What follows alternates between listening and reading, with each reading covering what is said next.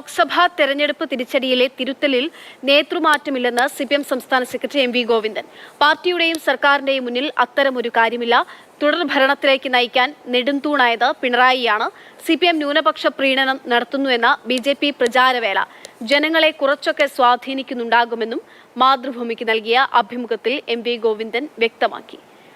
Felix വിവരങ്ങൾ നൽകാനായിട്ടുണ്ട്. Felix, മുഖ്യമന്ത്രിക്കെതിരെ ഉൾപ്പെടെ അതിരൂക്ഷമായിട്ടുള്ള വിമർശനങ്ങൾ പല ഇടങ്ങളിൽ നിന്നും, ഘടകകക്ഷികളിൽ നിന്നും, CPM-ൽ നിന്നുൾപ്പെടെ ഉയർന്നു വന്നിരുന്നു. ശൈലി മാറ്റേണ്ടതുണ്ട് എന്ന തരത്തിലുള്ള വിമർശനമടക്കം.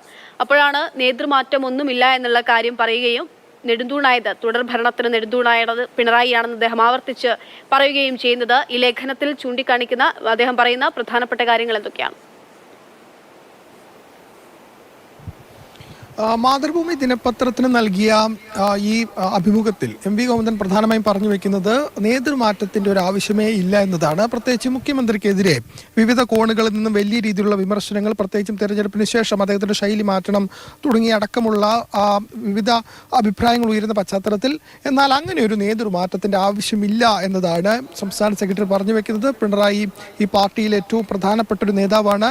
മാത്രമല്ല രണ്ടാം സർക്കാരിലേക്ക്, തുടർ ഭരണത്തിലേക്ക് നയിക്കുന്നതിൽ പ്രധാന നെടുന്തൂണായി നിന്നത് പിണറായി വിജയനാണ്. അതുകൊണ്ട് അദ്ദേഹത്തെ മാറ്റേണ്ട ഒരു കാര്യം പാർട്ടിക്ക് മുമ്പിലോ സർക്കാരിന് മുമ്പിലോ ഇല്ല എന്നതാണ് സംസ്ഥാന സെക്രട്ടറി എം വി ഗോവിന്ദൻ പറഞ്ഞു വെക്കുന്നത്. അതായത് നേരത്തെ തന്നെ സംസ്ഥാന സെക്രട്ടറി പറഞ്ഞിരുന്നു ഒരു തരത്തിലും മുഖ്യമന്ത്രി ശൈലി മാറ്റേണ്ടതില്ല എന്നത്. ശൈലി മാറ്റേണ്ട ഒരു ആവശ്യവുമില്ല. അദ്ദേഹം ആ ശൈലിയിൽ തന്നെ പ്രവർത്തിച്ചതുകൊണ്ടാണ് തുടർ ഭരണം ലഭിച്ചത്. അതുകൊണ്ട് ഇപ്പോൾ ശൈലി മാറ്റം ഒരു ആവശ്യമില്ല എന്ന് നേരത്തെ തന്നെ വ്യക്തമാക്കി. അതിലിപ്പോഴും അങ്ങനെ ഒരു നേതൃമാറ്റമേ ഇല്ല എന്ന് ഈ അഭിമുഖത്തിൽ വ്യക്തമാക്കുന്നു. ഒപ്പം തന്നെ മറ്റൊരു പ്രധാനപ്പെട്ട കാര്യം ഈ അഭിമുഖത്തിൽ പറയുന്നത് EP ജയരാജൻ ഈ പ്രകാശ് ജാവദേക്കറുമായി കൂടിക്കാഴ്ച നടത്തിയ വിഷയം വളരെ ഗൗരവത്തോടു കൂടിയാണ് പാർട്ടി കാണുന്നത്. അത് ഗൗരവത്തോടെ തന്നെ പാർട്ടി പരിശോധിക്കും എന്ന് ഈ അഭിമുഖത്തിൽ വ്യക്തമാക്കുന്നു. ഒപ്പം തന്നെ തിരുത്തേണ്ടതൊക്കെ തിരുത്തും, മാറ്റേണ്ടതൊക്കെ മാറ്റും, മാറ്റം വരുത്തേണ്ടതിൽ മാറ്റം വരുത്തും എന്ന് പറയുമ്പോൾ ഒരു പക്ഷേ EP ജയരാജനെതിരെ അടക്കം വലിയ ആരോപണങ്ങൾ ഉയർന്നതാണ്, പ്രത്യേകിച്ചും CPI-യിൽ നിന്നടക്കം. കാരണം അദ്ദേഹം LDF-ന്റെ കൺവീനറാണ്. അതുകൊണ്ട് EP ജയരാജൻ LDF കൺവീനർ സ്ഥാനത്ത് മാറ്റൊരു നീക്കത്തിലേക്ക് ഒരു പക്ഷേ പോകുമോ, പാർട്ടിയിൽ അച്ചടക്ക നടപടിയിലേക്ക്